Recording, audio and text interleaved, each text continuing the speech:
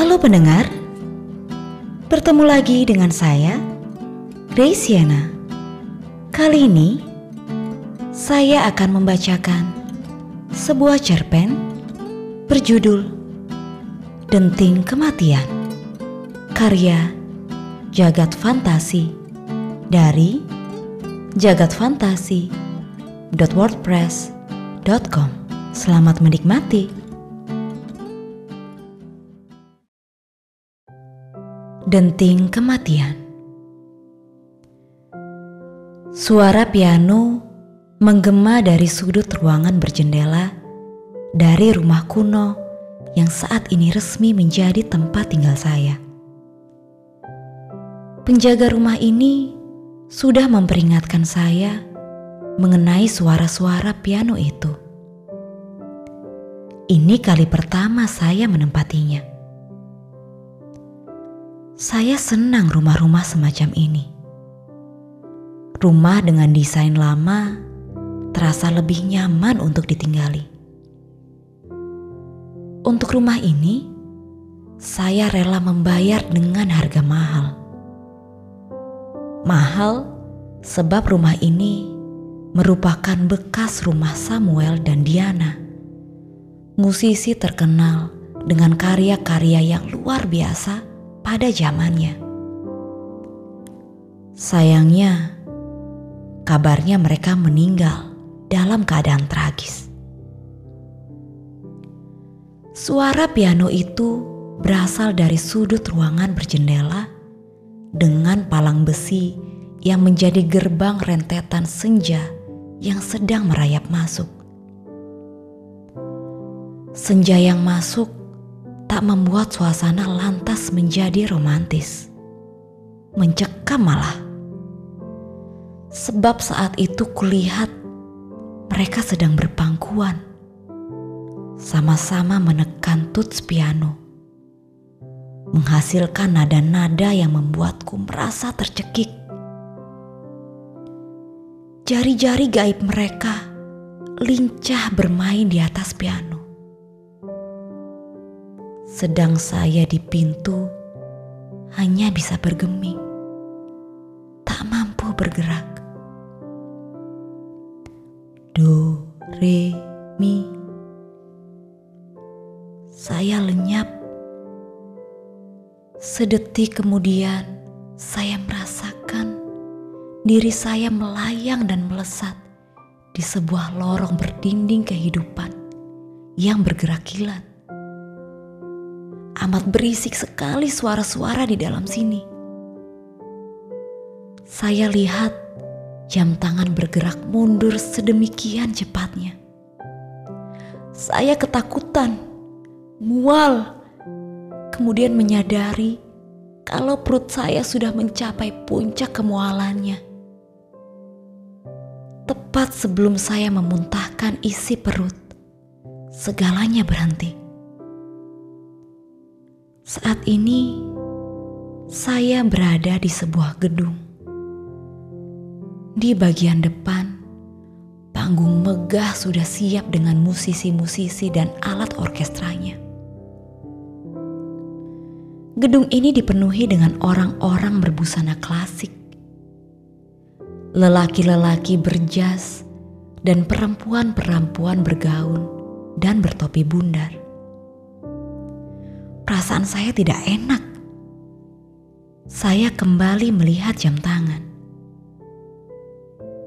Pukul 8 malam, lewat 9 menit. Tanggal 27 Oktober 1988. Ya Tuhan, bagaimana bisa? Sebelum saya sempat berpikir lebih jauh, musik mengalun. Satu objek yang paling membuat saya tertarik ialah permainan piano dari pasangan yang sama sekali tak asing, Samuel dan Diana. Pasangan pianis yang amat terkenal pada zamannya. Mereka mengagumkan. Bulu kuduk saya merinding.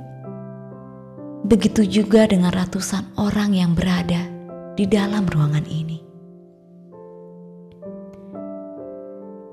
Re, mi, fa.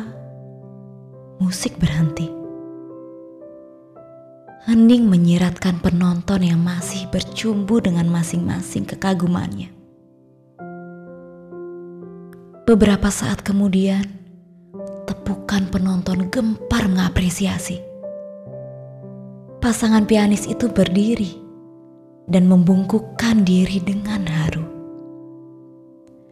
Setelah beberapa waktu tersihir oleh pengalaman luar biasa itu, saya kembali tersadar.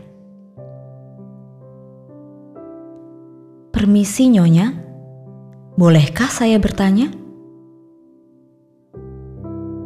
Nyonya? Wanita di sebelah kiri saya tak menjawab sedikit pun. Pikiran saya yang tadinya sempat teralihkan oleh permainan piano itu menjadi bingung tak mampu memproses. Saya beralih ke lelaki di sebelah kanan. Saya hadapkan muka saya di depannya. Pandangannya menerawang. Saya memberanikan diri untuk menampar mukanya. Kena, saya tidak semu. Namun wajah lelaki itu tetap tidak bereaksi terhadap tamparan saya. Ia tetap menerawang ke balik saya. Kali ini saya merasa frustasi. Satu-satunya harapan hanyalah pada pasangan itu. Saya harus kembali. Mi, fa, sol. Semua beranjak. Sebagian besar berjalan ke arah pintu keluar. Namun saya melawan arus. Saya lalui orang-orang yang beranjak dengan muka bahagia. Saya hampiri panggung, mendapati mereka sudah tidak ada. Saya berjalan ke belakang panggung, mengendap-endap mencari Sam dan Diana. Para musisi terlihat bergembira dan puas dengan kerja kerasnya. Ah, itu mereka! Mereka keluar gedung melalui pintu belakang. Ketika sudah berada di luar, kilatan kamera kuno saling memancar seiring dengan jepretan kamera paparazzi yang berbunyi nyaring. Sialnya, kedua pasangan itu tak mendengarku dan bergegas masuk ke mobil tuanya. Pandangan saya teralihkan pada seorang perempuan bergincu merah yang sedari tadi terlihat selalu melihat Sam dan Diana dengan penuh kebencian dengan mata yang menyala-nyala. Serta-merta dia tersenyum sinis. Dia beranjak sempoyongan. Saya mengikutinya. Perempuan ini memboyong jerigen-jerigen penuh minyak tanah sambil menjepit rokok di mulutnya. Perempuan misterius ini terus-menerus berbicara sendiri. Maafkan aku. Ku mencintaimu. Tapi tidak untuk perempuan keparat itu. Bercintalah dulu sepuasmu. Rasa penasaranku membuatku mengikutinya. Fasola. Saya masih mengikuti wanita gila yang mabuk ini. Tak terasa sudah 20 menit saya berjalan melalui jalanan yang lengang. Ia berhenti di sebuah rumah mungil. Ia memasuki halaman dengan tawa-tawa, membuka tutup jerigen, dan menyiramkan minyak tanah itu ke dinding-dinding di sekeliling rumah tersebut. Seharusnya itu aku, Diana. Bukan kau, Samuel. Cinta, ketenaran, Seharusnya itu semua milikku. Kau renggut milikku, dan dengan senang hati aku akan mengambilnya kembali. Sial, dia akan membakar rumah ini. Saya dorong perempuan ini berkali-kali. Sia-sia, dia tetap meneruskan niat busuknya walau terjatuh-jatuh. Solasi.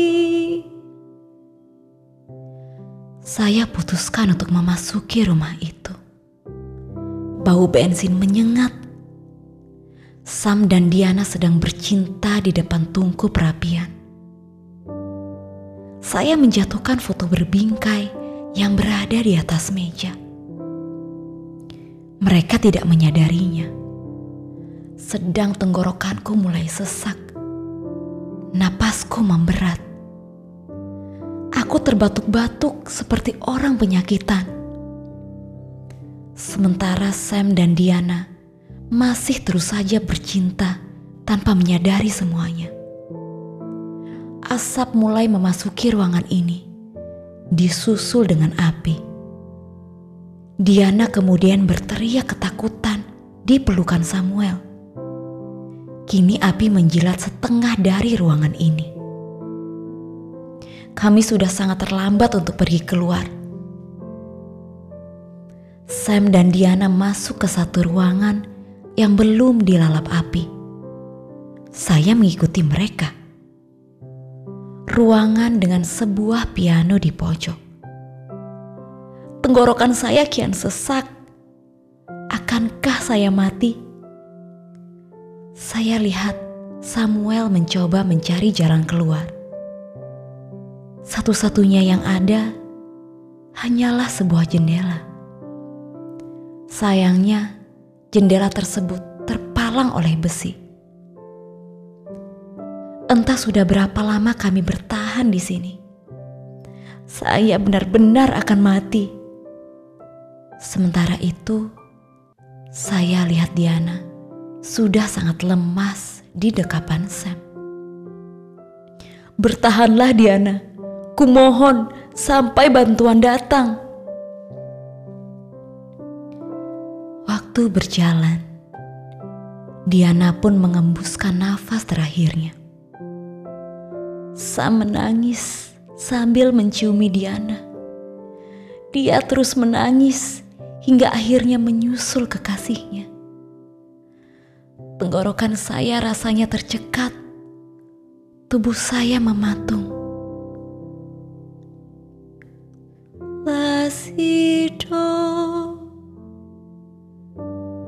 Sedetik kemudian, saya merasakan diri saya melayang dan melesat ke sebuah lorong berdinding kehidupan yang bergerak kilat.